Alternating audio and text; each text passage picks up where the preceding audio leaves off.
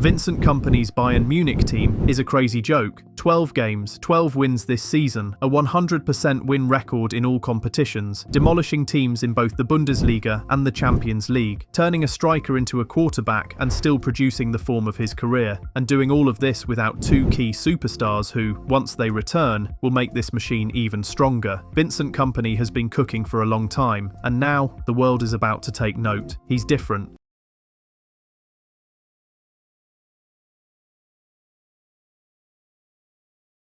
It's easy to look at this and classify Vincent Kompany in the same category as managers who've learnt from Pep Guardiola, and by that we know that most of these guys have a certain play style, and that's what makes Vincent Kompany and his Bayern team very interesting. They have so many ways to destroy opponents. It starts with how they set up. On paper, it looks like a 4-2-3-1, but in reality, it'll end up becoming a 3-1-6. One of the two central midfielders will join the two centre-backs in forming a back three to help with the ball retention, recycling, and the position shape. And this isn't even the best part. Now that's for what they do at the top end of the pitch. When it comes to attacking teams, they always find a way. In fact, of the 12 games they've won this season, as of recording this, Bayern have scored at least 4 goals or more in 6 of those games. That's half of it. But there's a reason they always score as many goals, and this is again where Kompany's team shows how different they are from the rest of Europe. It comes down to two things. The first, it's the positional freedom he allows his team to have up top. Vincent Kompany has been smart enough to understand that the future of modern football isn't based on tactics or systems, it's direct. How fast can they attack a team? How fast they can transition from defense to attack?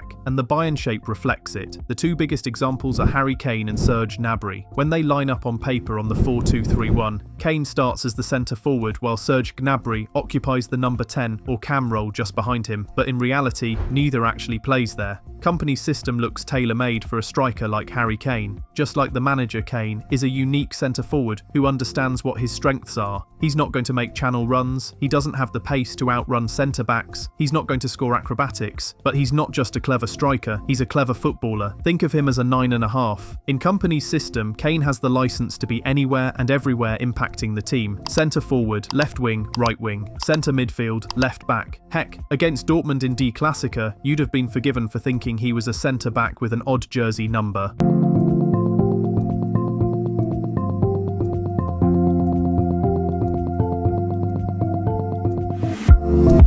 The point is, Kompany knows Kane can affect a game positively with his football IQ. He can pass like a quarterback. The best part of this is that despite dropping deep and leaving that centre-forward role, it hasn't taken anything from his goals. In fact, it's added to them. His 12 goals in the Bundesliga as of recording this aren't just the most in the league, they're the most in Europe's top 5 leagues, meaning if the season were somehow to finish now, Kane would win the Bundesliga Golden Boot and European Golden Shoe, despite playing almost every position on the pitch. Allow it to sink in, but it's not just Kane either. We mentioned Serge Gnabry earlier. Just like Kane, he isn't fixed to a certain position on the pitch. He's also got the freedom to roam and pick up dangerous positions, come deep to confuse teams and defenders if they're to follow or stay back. By moving freely, they're stretching teams, and in line with the rest of the attack, they're also revealing another underrated part of Kompany's system. The reason Bayern Munich has become the most entertaining team in Europe right now isn't because of complicated tactics, it's the simple things, the basics. When the front four, or front six, with the fullbacks, which we will talk about later, are all in sync, Kompany's players make use of the 1-2s, give and goes, touch and follow.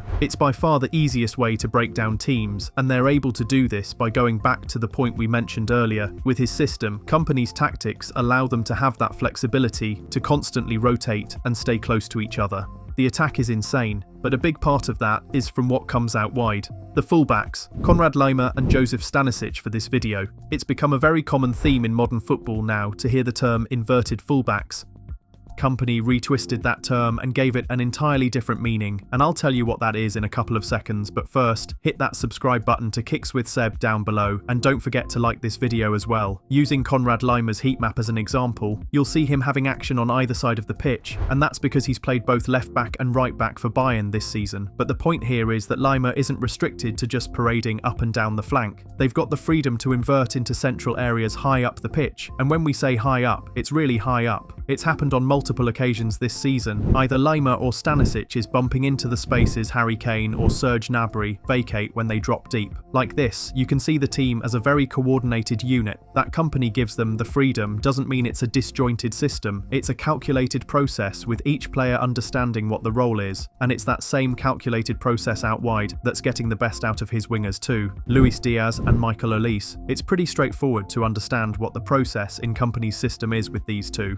When the fullbacks invert to the centre of the pitch, combined with Kane and Gnabry taking different positions, it ultimately means Kompany's system allows the wingers to isolate themselves in wide positions and face fullbacks one-on-one. It makes sense too. Luis Diaz, the Bayern fans might just be getting used to how good the Colombian winger is, but at Liverpool, they'd know that when he's one-on-one, he's very deadly. He's added an end product to match this dribbling ability. The second most assists in the Bundesliga this season, the most dribbles in the league for Bayern, second in the Bayern team for the most goals behind Harry Kane. With Michael Olise, it's a player who's improved from what was an already impressive debut season in the 2024/25 campaign. Technically, he's gifted. It's always been a question of adding the end product to what he's got, and he's performing now. Leave him in one-on-one situations and he's cooking. At the same time, he's been improving his numbers consistently. It's worked too. Because of how the team plays under Kompany, Olise is isolating himself more, enjoying the width. At the same time, he's also attempting more, getting into goal-scoring positions.